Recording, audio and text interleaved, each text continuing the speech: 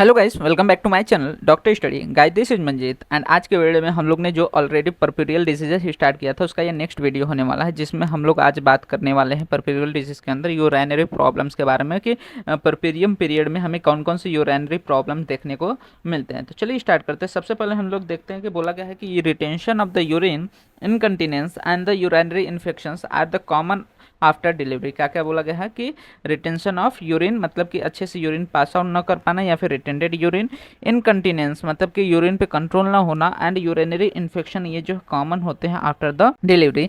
अब ये क्यों कॉमन होते हैं या फिर इसके रीजन क्या है? तो अनडिटेक्टेड एंटीनेटल यूरिनरी इन्फेक्शन, ठीक है, एंटीनेटल पीरियड में यूरिनरी इन्फेक्शन रहा हो और जो कि डिटेक्ट नहीं हुआ हो अच्छे से, तो ऐसे कंडीशन में, या फिर लेबर के समय ट्रॉमा हो गया हो, या फिर कैथेटराइजेशन बार बार किया जा रहा हो जिसके वजह से असेंडिंग यूटीआई हो गया होगा, या फिर ऑब्स्टेटिक मैनिपुलेशन जैसे कि फोर्सेप डिलीवरी या फिर वेंटोज डिलीवरी करा रहे हैं और इंस्ट्रूमेंटेशन का यूज़ कर रहे हैं, लेकिन सेप्टिक मीडियम हो जा रहा है और सेप्टिक मीडियम मेंटेन नहीं कर पा रहे हैं, तो इसके वजह से यहाँ पे ये सारे प्रॉब्लम्स देखने को मिलते हैं।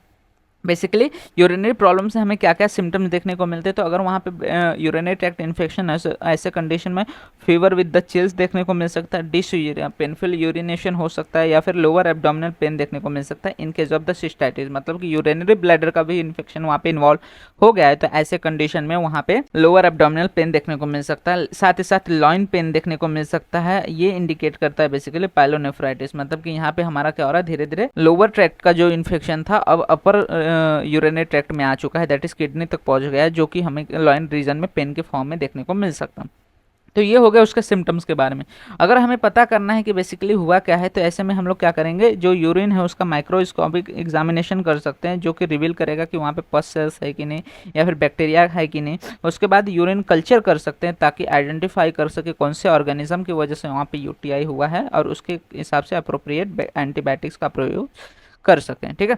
इसके बाद आता है हमारे पास दैट इज मैनेजमेंट। मैनेजमेंट में बेसिकली हम लोग प्रिवेंशन में क्या करेंगे, सबसे पहले कि एंटीनेटल स्क्रीनिंग देखना जरूरी है। जैसे कि हम लोग ने इसके प्री डिस्पोजिंग फैक्टर में देखा कि एंटीनेटल अगर वहाँ पे इन्फेक्शन हो तो ऐसे कंडीशन में ये सारी चीज़ें हो सकती है। तो ऐसे में क्या करना है, एंटीनेटल स्क्रीनिंग करना है for the any infection, minimum catheterisation करना है, लेस ऑब्स्ट्रक्टिव इंटरवेंशन होना चाहिए, ठीक है, जितना कम इंटरवेंशन हो और जितना हो सके अच्छे से असेप्टिक मीडियम मेंटेन करना बहुत ज़्यादा जरूरी है। और इनक्रेज करना है जो पेशेंट है उसको for the frequent avoiding in the postnatal period, ताकि वहाँ पे कोई भी यूरिनरी ट्रैक्ट इन्फेक्शन न हो। इसके अलावा हम लोग ट्रीटमेंट में क्या क्या कर सकते हैं बेसिकली, तो बोला गया है कि यूज़ ऑफ एंटीबायोटिक्स, जैसे कि हम लोग देख सकते हैं कि यूटीआई में क्या हो रहा है, हमारा बैक्टीरियल इन्फेक्शन हो रहा है, तो यहाँ पे एंटीबायोटिक्स का यूज़ कर सकते हैं। इसमें जैसे हम लोग बेसिकली नाइट्रोफ्यूरेंटोइन हो गया या फिर एमोक्सिसिलिन फाइलोस्पोरिन का यूज़ कर सकते हैं 3 से 7 दिन के लिए।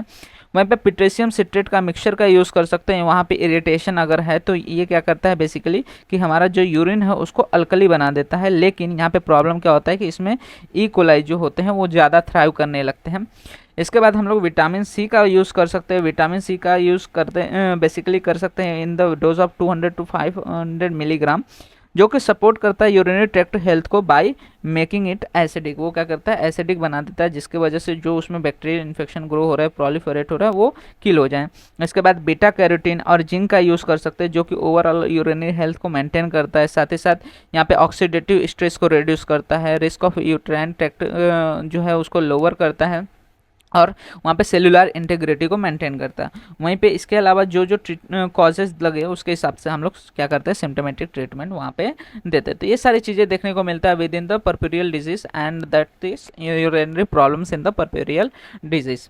तो होप आपको सारी चीज़ें related to urinary problems clear हो गई होंगे। यूरिनरी प्रॉब्लम्स में 3 ही चीज़ मेन याद रखना है कि यहाँ पे क्या हो सकता है, रिटेंशन ऑफ यूरिन हो सकता है जिसमें हम लोग कैथेटराइजेशन कर सकते हैं, इनकंटिनेंस हो सकता है तो वहाँ पे न्यूरोलॉजिकल हम लोग चेकिंग करते हैं कि कोई न्यूरोनल ट्रामा तो नहीं हुआ है, या फिर हमारे जो स्पाइनल नर्व्स है वो प्रॉपरली वर्क कर रहे हैं कि नहीं, रिफ्लेक्सेस चेक करते हैं। और उसके बाद यूरिनरी ट्रैक्ट इन्फेक्शन के कंडीशन में हम लोग वही एंटीबायोटिक्स प्रोवाइड करते हैं और हाइजीन मेंटेन करने के लिए बोलते हैं। तो ये सारी चीज़ें हमें देखने को मिलते हैं with in the urinary problem. तो होप आपको सारी चीज़ें क्लियर हो गई होंगे। इसके रिलेटेड कोई भी डाउट रहता है आप कमेंट सेक्शन में मेंशन कर सकते हैं, मैं ट्राई करूँगा फर्दर वीडियोस में इसको और अच्छे से समझा सकूँ। साथ ही साथ वीडियो अच्छा लगा तो वीडियो को लाइक एंड शेयर करना मत भूलिएगा। और आप हमारे इंस्टाग्राम एंड टेलीग्राम हैंडल्स को भी फॉलो कर सकते हैं, जहाँ पे आपको वीडियो से रिलेटेड, न्यूज़ से रिलेटेड जो भी अपडेट्स रहते हैं प्रोवाइड हो जाते हैं, जिसका लिंक आपको वीडियो के डिस्क्रिप्शन में अवेल हो जाएगा।